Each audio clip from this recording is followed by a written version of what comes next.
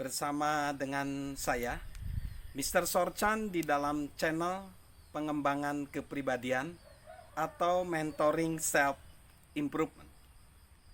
Pada saat ini saya akan belajar masih tentang transformasi atau perubahan. Kalau kemarin saya memberi judul di channel YouTube saya, berubah atau mati. Saat ini kita jangan mati dulu. Tentunya kita nggak pingin mati ya. Sehingga ada tips dan trik gimana supaya kita tetap hidup di tengah perubahan itu. Dan bagaimana kita harus menyikapi perubahan agar kita tetap bisa hidup, dan bahkan bukan hanya hidup, tetapi kita juga bisa hidup sukses, hidup lebih baik, bahkan hidup yang paling baik, harapannya seperti itu. Nah, yang perlu kita perhatikan, ini ada kata-kata dari salah satu orang ya, yang berkata demikian. Saya akan bacakan Malcolm Gladwell.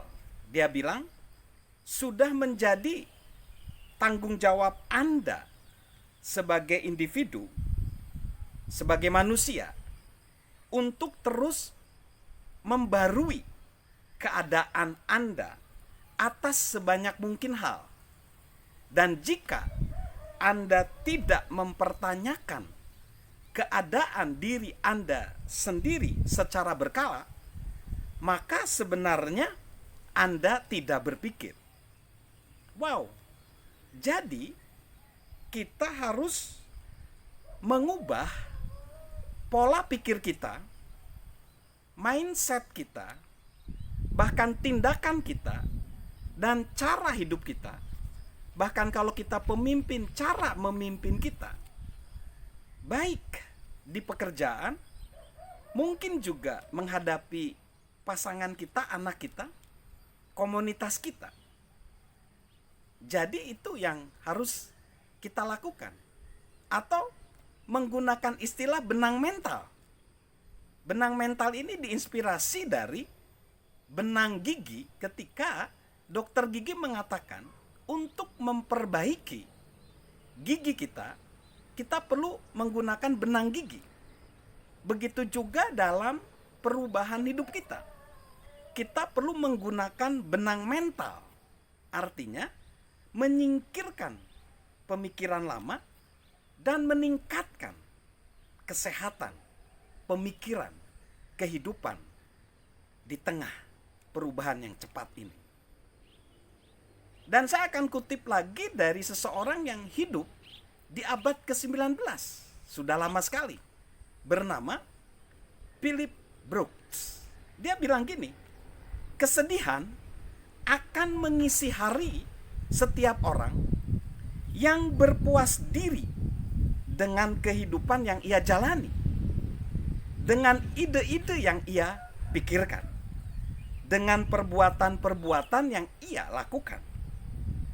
Ketika hasrat yang luar biasa tidak lagi mengetuk pintu jiwanya untuk melakukan sesuatu yang lebih besar, padahal ia tahu bahwa dirinya ditakdirkan dan diciptakan untuk melakukannya.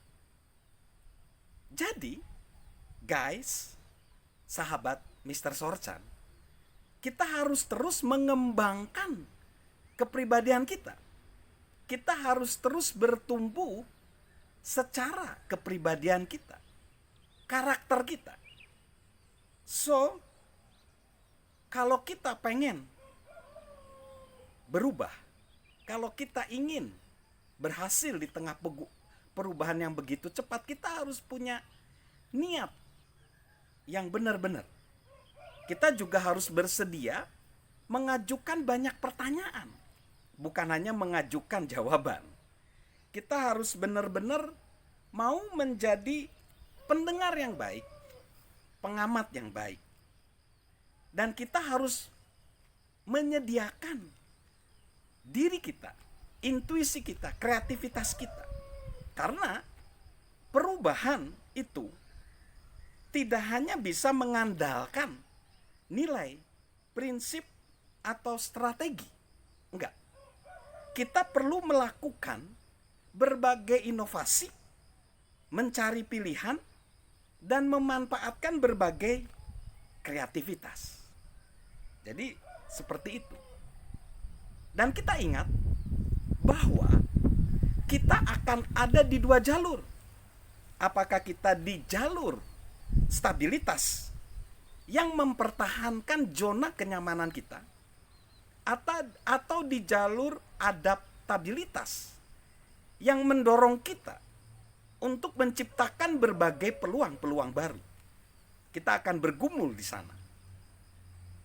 Nah, sekarang bagaimana sih cara kita untuk melakukan perubahan?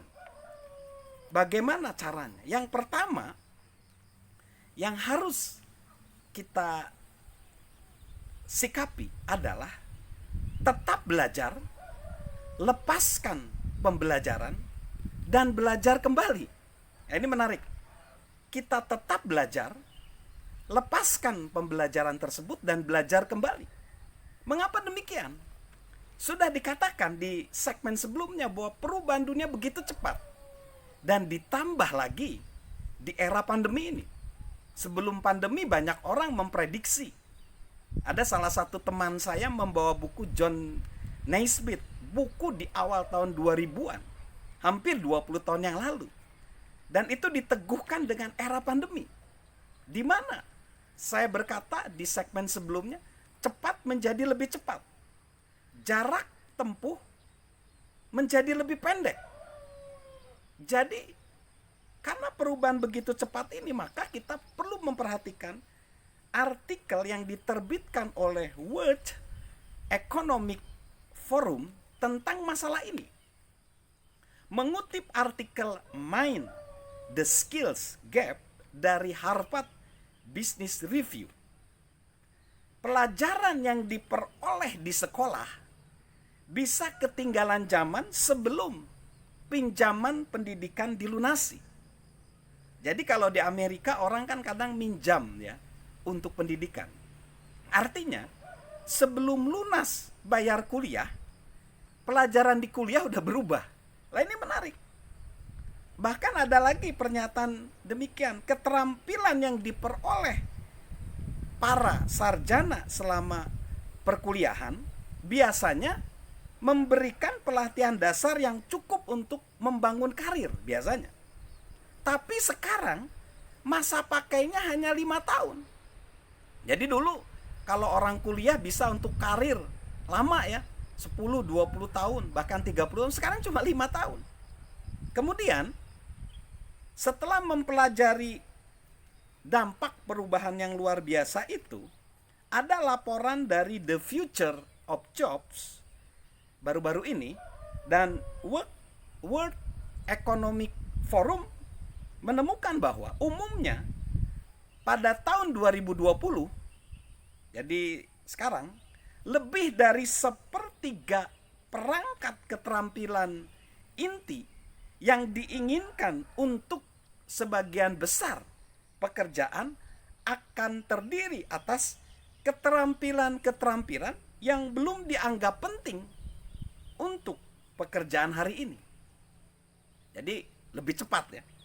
Atau seperti yang dikatakan gamblang oleh Mark Nimenrose, dalam 4 tahun Anda harus mempelajari kembali 30% pekerjaan Anda.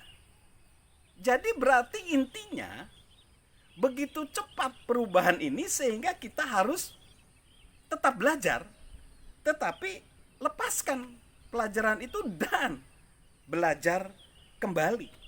Nah, proses ini adalah proses perubahan di dalam hidup. Jadi kita jangan lagi memandang ya cara-cara memandang tindakan kita hanya terpaku pada satu teknologi atau satu metodologi saja. Kita terus belajar dan terus berubah. Karena kalau kita nggak terus belajar dan berubah, bisa saja kehidupan kita berakhir. Wow, memang benar. Kita akan tergencet. kita akan kalah di dalam persaingan ini. So, tetap belajar, lepaskan pembelajaran itu, dan belajar kembali. Salam transformasi, salam perubahan, dan tentunya salam sehat dari saya, Mr. Sorchan.